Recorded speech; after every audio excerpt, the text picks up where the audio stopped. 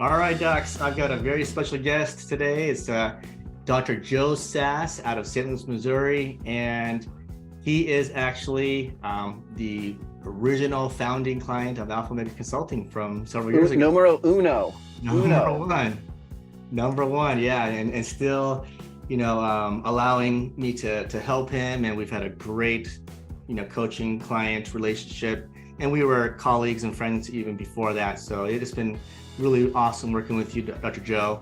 So thank you for taking the time to come out. I know you just got done seeing patients all day, but thanks for taking this time to share, some tips and advice you can give to the chiropractor. So, Of course. First off, what would you say, or could you describe your practice type to doctors out there?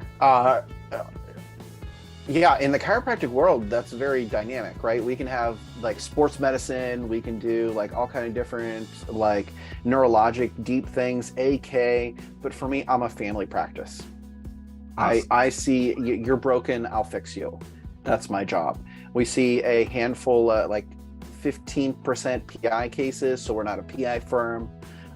Even though, this evening was like 4 PI cases. So it's, we're a family practice. We don't do a lot of pediatrics, maybe like 2 to 5 active kids that we see currently. But that's about it. Yeah, we see adults. Awesome. And then as far as chiropractic adjusting technique, manual, hands-on? I do a little bit of both. I love moving some bones when I can, but mainly it's drop table, thoracics. I flip people for supine cervicals. I've got an arthrostim. Logan Chiropractic has definitely made me a mixer, so it's not all just adjust C1 and C2. If you got something not moving, we'll move that for you. Awesome, great. And then you have some modalities in your office, right? Oh my gosh. Yeah, again, being a good mixer, I've got, we do intersubmanual traction, E-stim, decompression, which is a great big piece that sets us apart in the community, because not a lot of offices have spinal decompression in their practice. Most of the time, when they do, it's typically it's typically low back 80% of the time that they're doing, whereas we have the capacity to do cervical and lumbar full spinal decompression too. We've got shockwave, cold laser, and a lot of people are coming in specifically for shockwave treatments for soft tissue regeneration. And it's been very, very cool to see the results out of the technology. Awesome, good. So you've got a very full service offering, or what we would call state of the art, cutting edge technologies in your office. And by the way, I've seen a lot of photos of your office. If you guys want to talk about ambiance, Dr. Joe really has created a beautiful office. You guys should just go to his website and look at his office photos just to see. I think you said that right, because I have the mood lighting on in my office back here, John. Right. You know how to set the ambiance. Yeah, here, we'll set the mood a little bit better. There we go. Okay, good. All right, cool. So you have a wonderful office, beautiful office, and I've talked and met with some of your staff too. So you got a great team that you've been putting together over the last several years. So we have been working together for about 3-4 years now. And John, it's been longer than that. Has it? Yeah, 4 or 5 years. Yeah. Don't ask me the date. I don't know. I remember the time you and I both decided to start working together. I was coaching with somebody else, and amicably we just decided, hey, that avenue was not for me. I wasn't learning what for me, it just style wise, I wasn't learning what I needed to. And I'm like, I like this dude. I don't know why, but I like this dude. And I said, John, I want to work with you. How do we, what do we do? How do we say I do? And yeah, sorry if I didn't want to pull you down a weird tangent. No. And yeah, so you took a leap of faith and took a chance on working with me, and yeah, we have been. I didn't think it was a leap of faith. Oh, I guess, yeah, you felt confidence already in working with me. Yeah. Maybe for you. But yeah, thanks for being just an awesome, loyal client to work with all these years. But in that time, you've had steady growth, right? You've had steady growth. So can you share with the docs what your growth has been like? Yeah, for sure. Well, why don't we take stats from like 19? From 19 to 20, I grew 19%. Nice. What did you say industry standard was? 10 to 30. So 10, 20, Okay. 30% is pretty realistic. Yeah, so 20%, 19%. I was even for 20 to 21. I'm not going to factor Corona into that because we did really well in Corona, all give and take. I mean, we grew 5%. So, Yeah. hey, growing something in that time frame for any office, I don't care what office you are, I'm going to pat myself on the back for that. Right on. And then from 21 to 22, we grew 14% on top of that. Nice. Yeah. So you've always kind of stayed within that typical industry standard. So great. So yeah, you have a great practice now. Yeah, go ahead. John, I think there's a point that has to be made too. And it goes back to practice styling. I am not a high volume practice by any means. I am not a high volume practice. At my like top end, I was at like 160 a week. Like I'm averaging in the 130s to 140s. Is it where I want to be? No. But that's historically where I've been over the past few years, in that 130s to 150 range. And still consistently financially having growth year in and year out. I mean, I'm not going to jinx it. I mean, we still have plans. We're still going to work hard through it. But, you know, just bringing value to people is truly what it's all about.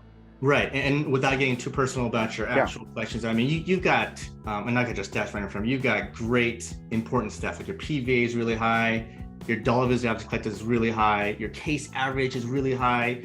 So you don't have to see high volume. You don't have to see 250, 350, 400 a week, because you make a good amount for the people that you see, because you know how to charge, you know how to set care plans, and you know how to close. I mean, John, like I just did like a transition exam or like a case renewal plan, and that was $1,700 just right there, paid in full. She's done for the year. That's twice a month. Yes, that averages $70 a visit, but that woman is covered for her entire year. It's done.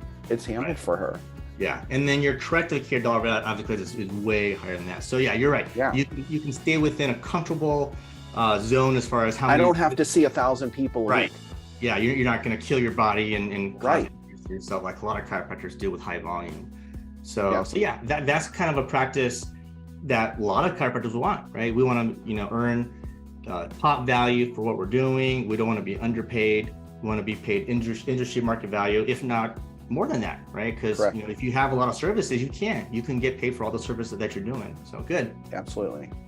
Now, if you had to share with the chiropractors that are watching this, they're looking to grow, they're looking to improve their practice and their business, would you say there's maybe 1, 2, or 3 things that are very important that you think other chiropractors should know? John, I think this is like an hour conversation, and we're not going to take an hour on that question.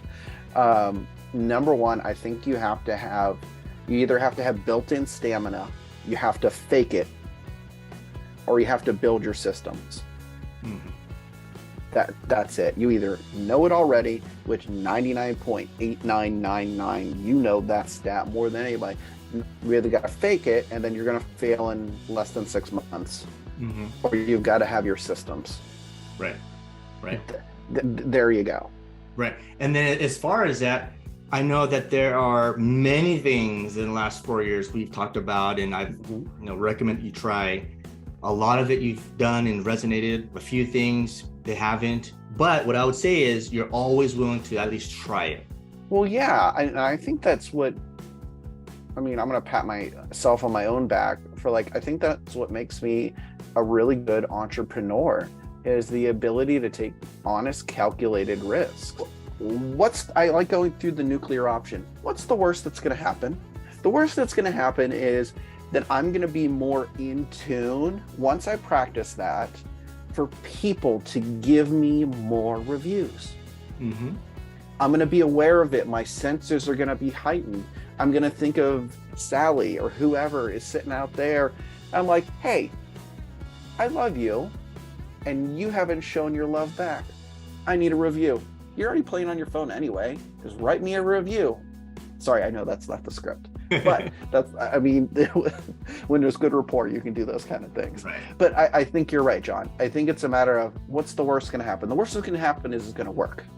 Right. Mm-hmm. Mm-hmm. That's the worst that's going to happen. Awesome. Yeah. So I think that's what is a big part of your success, is that you understand that there are systems that are needed. Yeah, you're right. You can't just go off of faking it. That only lasts for so long. You're not gonna naturally just know it. That's rare unless you're like the son of like a chiropractor, and then your grandfather. Yeah, you're Sid Williams' kid or something like that. And you're just born into the business.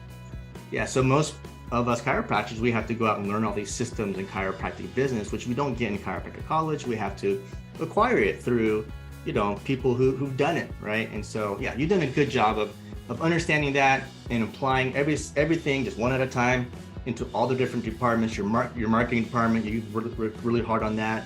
Your operations department, your services. So, yeah, you're really good at understanding that you have to kind of plug away at this and work at it. Thank you. Any last words for any chiropractors out there that are kind of, maybe thinking about reaching? And what I usually tell chiropractors out there is, reach out to experts. It doesn't have to be me, right? But reach out to chiropractic experts, business consultants, chiropractic consultants, even if it's your, colleagues or friends who are really good chiropractors in business, talking to them and shadowing their practices. But if there's someone out there watching that's thinking, okay, how can I get my practice to have growth like that? Any last words of advice? Be willing to take the risks. I think that's it. You have to, and I did this talk for a big workout facility on this Saturday.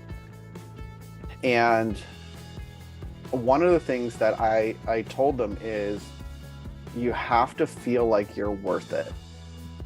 If you're not worth it, don't even waste my time. Please just don't waste your time.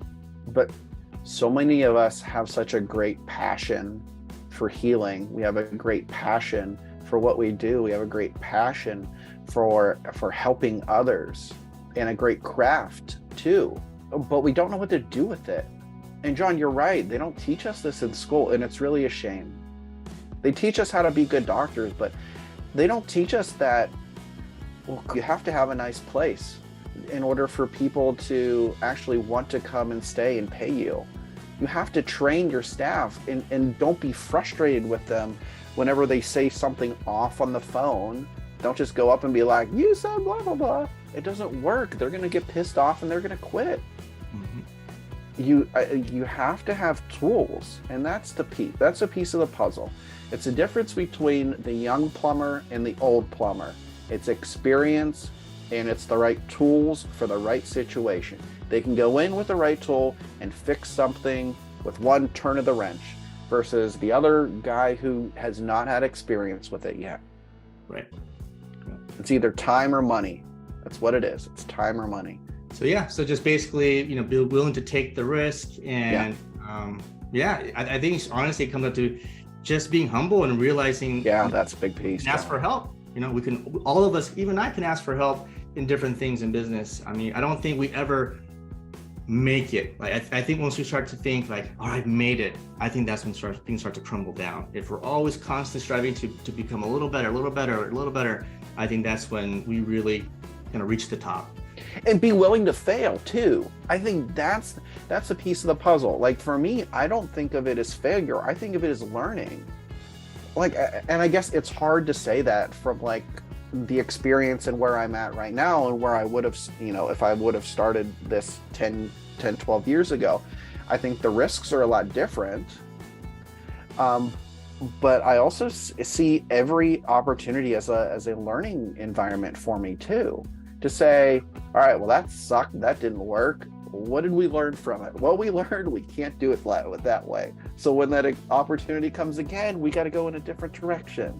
Mm-hmm. Or, all right, when you talk to somebody like this, they don't respond. All right, so now we got to try different tact.